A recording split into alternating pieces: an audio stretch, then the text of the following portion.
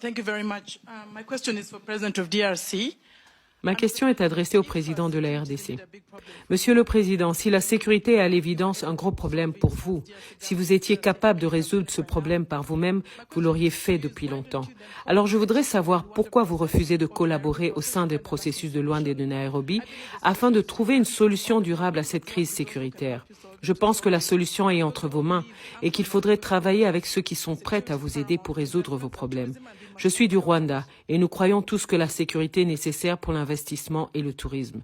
Donc faites votre part pour trouver une solution. Si vous êtes rwandaise, vous devez savoir qu'il y a eu au mois de novembre une discussion qui a abouti à la définition d'une feuille de route pour sortir justement de cette crise.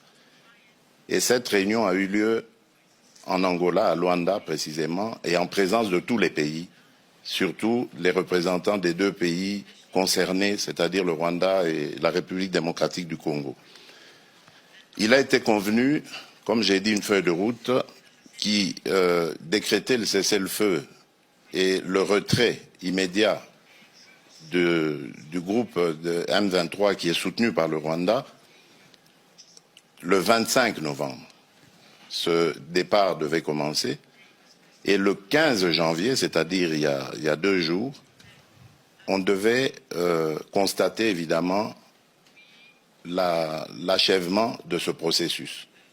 Eh bien, figurez-vous, madame, que le M23, groupe terroriste soutenu par le Rwanda, est toujours dans certaines localités qu'il avait prises à la République démocratique du Congo. Malgré les pressions internationales, ce groupe maintient sa position, fait semblant de se mouvoir, mais en fait, il se redéploie d'une certaine manière et reste dans ces localités. Et je vous apprends que depuis lors, il y a eu un massacre qui s'est fait dans une localité qui répond à massacrer pour les terroriser et les pousser à se déplacer de cette localité qui regorge de matières précieuses dans son sous-sol. Donc voilà en fait le problème que nous avons.